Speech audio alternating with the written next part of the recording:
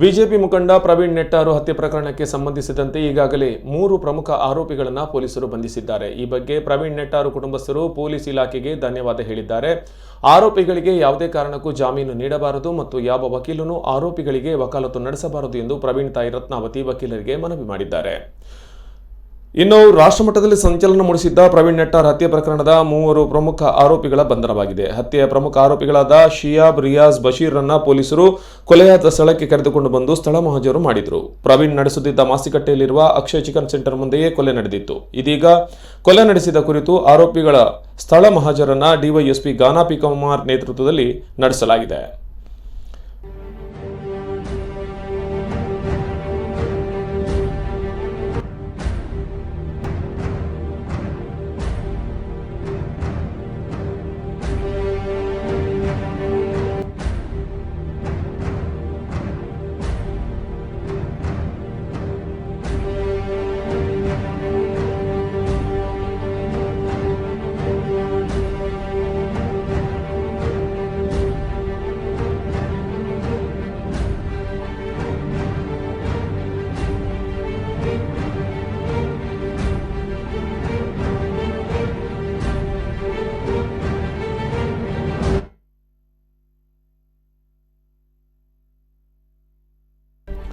ಇನ್ನು ಕರಾವಳಿಯಲ್ಲಿ ಜಿಹಾದ್ ಹೆಸರಿನಲ್ಲಿ ಮತೀಯ ಸಂಘರ್ಷಗಳಿಗೆ ಕಾರಣವಾಗುತ್ತಿರುವ ಎಸ್ಡಿಪಿಐ ಹಾಗೂ ಪಿಎಫ್ಐ ಸಂಘಟನೆಗಳು ಮತ್ತು ಅವರಿಗೆ ಆರ್ಥಿಕ ಸಹಕಾರ ನೀಡುತ್ತಿರುವವರ ಕುರಿತು ಎನ್ಐಎ ತಂಡ ತನಿಖೆ ಮಾಡಲಿದೆ. ಈ ಸಂಘಟನೆಗಳನ್ನು ಬ್ಯಾನ್ ಮಾಡಲು ಸರ್ಕಾರ ಸೂಕ್ತ ಕಾನೂನು ಕ್ರಮ ಕೈಗೊಳ್ಳುವಂತೆ ಒತ್ತಾಯ ಮಾಡುವುದಾಗಿ ಪುತ್ತೂರು ಶಾಸಕ ಸಂಜೀವ ಮಠಂದೂರು ಹೇಳಿದ್ದಾರೆ.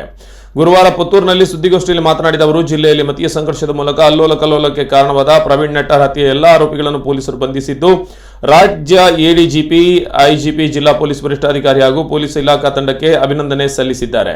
ಹತ್ಯೆಯ ಪ್ರಕರಣದ ಪ್ರಮುಖ ಆರೋಪಿಗಳಾದ ಶಿಯಾಬ್, ರಿಯಾಜ್, ಬಶೀರ್ ಸೇರಿ ಒಟ್ಟು 10 ಮಂದಿಯನ್ನು ಪೊಲೀಸರು ಇದುವರೆಗೆ ಬಂಧಿಸಿದ್ದಾರೆ. ಆ 3 ಜನರನ್ನು ಇವತ್ತು ಪೊಲೀಸ್ ಇಲಾಖೆ ಕಾಸರಗೋಡು ಭಾಗ, ಕೇರಳ ಭಾಗದಲ್ಲಿ ಮತ್ತು ಬೇರೆ ಬೇರೆ ಭಾಗದಲ್ಲಿ ಎಲ್ಲೆಲ್ಲಿ ಅವರು ಓಡಾಟ ಮಾಡಿಕೊಂಡು ತಪ್ಪಿಸಿಕೊಂಡಿದ್ದರೋ ಅವರನ್ನು ಹಿಡಿಯುವ ಮೂಲಕ ಇವತ್ತು ಪೊಲೀಸ್ ಇಲಾಖೆ ಯಾರ್ಯಾರು ಪ್ರವೀಣ್ ಹತ್ಯೆಗೆ ಕಾರಣಕರ್ತರಾಗಿದ್ದಾರೋ ಅಂತ ಎಲ್ಲ ಆರೋಪಿಗಳನ್ನು ಇವತ್ತು ಬಂಧಿಸುವ ಕೆಲಸ ಮಾಡಿದೆ. ಅದಕ್ಕೆ ಬೇಕಾಗಿ ನಾನು ವಿಶೇಷವಾಗಿ ನಮ್ಮ ಎಡಿಜಿಪಿ ಅವರಿಗೆ, SP ಅವರಿಗೆ ಮತ್ತು ನಮ್ಮ ಎಲ್ಲ ಪೊಲೀಸ್ ಇಲಾಖೆಯ ಅಧಿಕಾರಿಗಳಿಗೆ ನಾನು ಅಭಿನಂದನೆಯನ್ನು ಸಲ್ಲಿಸ್ತಾ ಇದ್ದೀನಿ.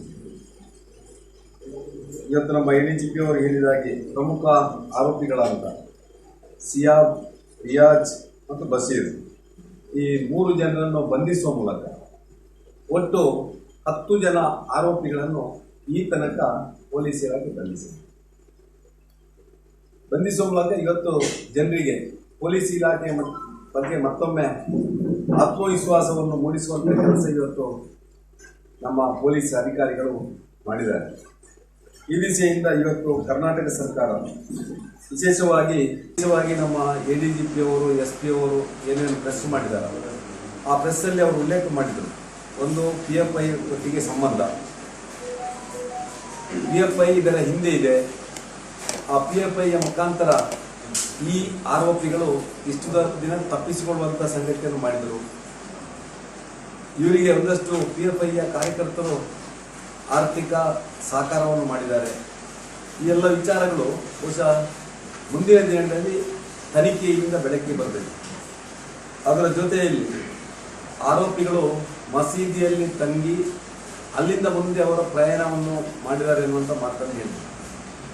ಇವತ್ತು ಎಲ್ಲಿ ಯಾವ್ಯಾವ ಮಸೀದಿಗಳಿದೆಯೋ ಈ ಮಸೀದಿಗಳಲ್ಲಿ ಯಾರ್ಯಾರು ಸಮಾಜದ್ರೋಹಿಗಳಿದ್ದಾರೆ, ಇಂಥ PFI ಸಂಘಟನೆಯ ಕಾರ್ಯಕರ್ತರು ಅಲ್ಲಿ ಮಸೀದಿಯಲ್ಲಿ ಸೇರಿಕೊಂಡು ಇಂಥ ಕಗ್ಗೊಲೆಗಳಿಗೆ ಕಾರಣಕರ್ತರಾಗ್ತಾರೆ. ಇವತ್ತು ದಕ್ಷಿಣ ಕನ್ನಡ ಜಿಲ್ಲೆಯಲ್ಲಿ ವಿಶೇಷವಾಗಿ ಪೇಟೆ ಪಟ್ಟಣಗಳಲ್ಲಿ ಈ ಗಾಂಜಾ, ಅಫೀಮು ಸಣ್ಣ ಸಣ್ಣ ಗೂಡಂಗಡಿಗಳಲ್ಲಿ ಚಲಿಸುವ ಗಾಡಿಯಲ್ಲಿ ಕೂಡ ದೊರೆಯುತ್ತದೆ ಎನ್ನುವಂಥ ಮಾತನ್ನು ಹಿಂದೆ ನಮಗೆ ವಿಧಾನಸಭೆಯಲ್ಲಿ ನಮ್ಮ ಗೃಹ ಸಚಿವರು ಉಲ್ಲೇಖ ಮಾಡಿದರು. ಇದರ ಬಗ್ಗೆ ನಾವು ನಮ್ಮ ಮಂಗಳೂರಿನ ಕಮಿಷನರೇಟ್ನಲ್ಲಿ ಪೊಲೀಸ್ ಕಮಿಷನರು ಮತ್ತು ನಮ್ಮ superintendent of police Dakshina Kannada ಗ್ರಾಮಾಂತರದ SP ಅವರು ಇದರ ಬಗ್ಗೆ ಮಾತಾಡಿದ್ದೇವೆ.